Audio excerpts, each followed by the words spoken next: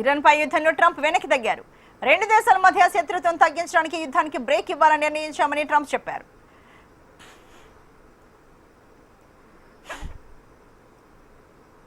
అయితే Trump ప్రకటనపై Iran స్పందించింది. Trump యుద్ధంపై మరోసారి వెనక్కి తగ్గారని, యుద్ధానికి భయపడే ఆయన వెనక్కి తగ్గారని ఇరాన్ తెలిపింది. తమ రెస్పాన్స్ చూసి ట్రంప్ బెదిరిపోయారని, తమ హెచ్చరికలతో ట్రంప్ తలొగ్గారని ఇరాన్ ప్రకటించింది. ట్రంప్ ప్రకటనను నమ్మలేమని ఇరాన్ అసలు అమెరికాతో ఎలాంటి చర్చలు జరగలేదని స్పష్టం చేసింది.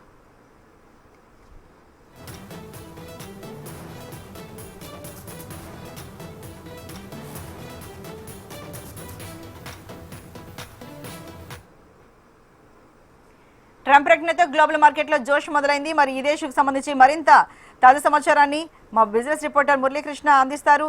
మురళీకృష్ణ, మరి ట్రంప్ ప్రకటనతో గ్లోబల్ మార్కెట్లో జోష్ మొదలైందని చెప్పుకోవచ్చు. ఎందుకంటే బ్రెంట్ క్రూడ్ ఆయిల్ ధరలు 13% తగ్గాయి. మరి వీటికి సంబంధించి ఎలా ఉంది చెప్పండి. అయితే ట్రంప్ చేసిన ప్రకటన గ్లోబల్ మార్కెట్స్ లో ఉత్తేజం నింపిందనే చెప్పాలి. ఎందుకంటే ఇప్పుడు చూసుకుంటే డౌ ఫ్యూచర్స్ ఒక్కసారిగా 700 పాయింట్స్ అప్ ట్రెండ్ చూసాము. అట్లాగే దీన్ని ఫాలో అవుతూ ఏషియన్ మార్కెట్స్ కూడా ఇదే ఒరవడిని అందిపుచ్చుకునే అవకాశం ఉంది. అట్లాగే రేపు మన మార్కెట్స్ కూడా భారీ లాభాలతో ప్రారంభమయ్యే అవకాశం ఉంది. ఎందుకంటే ఈ రోజు ట్రంప్ ప్రకటనకి ముందు 1800 పాయింట్స్ సెన్సెక్స్ డౌన్ అయింది. అట్లాగే 14 లక్షల కోట్ల ఇన్వెస్టర్ల సంపద అయితే ఆవిరైంది. కానీ తర్వాత సాయంత్రం ట్రంప్ ప్రకటన చేశారు.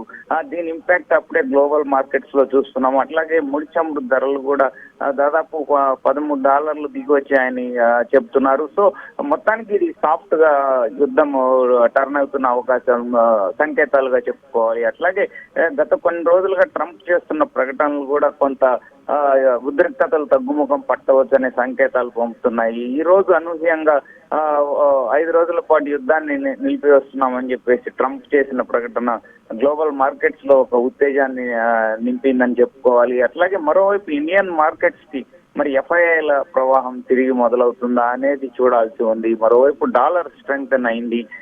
అట్లాగే కరెన్సీస్ బలపడుతున్నాయి. మరోవైపు కమాడిటీస్ దిగి వస్తున్నాయి, గోల్డ్, సిల్వర్. ఈ పరిణామాలు కొంత సానుకూలంగా పరిణామాలుగా మారుతున్నాయని చెప్పుకోవచ్చు. ఎందుకంటే ట్రంప్ ప్రకటన కూడా దీనికి తోడైంది కాబట్టి గ్లోబల్ ఎకానమీ మళ్ళా ఫుల్ స్వింగ్ లో రికవరీ అయ్యే ఛాన్సెస్ ఉన్నాయి. రేపు మన మార్కెట్స్ కూడా భారీగా పెరిగే అవకాశం ఉంది. ఓకే, మరి ఈ నేపథ్యంలో మురళీకృష్ణ, బంగారం, వెండి ధరలు కూడా చాలా తగ్గాయి కదా, మళ్ళీ వాటిలో ఎలాంటి ఒడిదుడుకులు ఉండే అవకాశాలు ఉన్నాయి?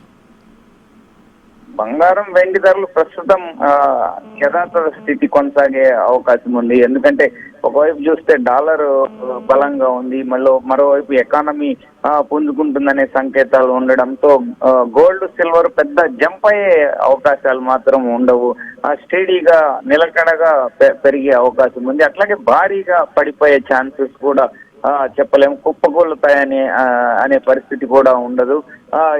ఎందుకంటే ఎకానమీ మళ్ళా అనిశ్చితి అనేది ఎలా ఉంటుంది, ఎలాంటి టర్న్ తీసుకుంటాయి అంటే ఇది తాత్కాలిక విరమణ ప్రకటన లేకపోతే యుద్ధం ఆగినట్టుగా సంకేతాలు పంపాడా ట్రంప్ అనేది కూడా చూడాల్సి ఉంది. ఎందుకంటే 5 రోజులు నిలిపివేస్తున్నట్లు చెప్పారు. తర్వాత ఏంటి మరి పరిస్థితి అనేది చూడాల్సి ఉంటుంది.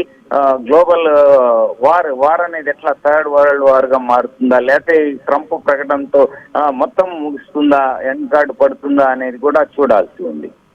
Right, thank you so much Muralikrishna.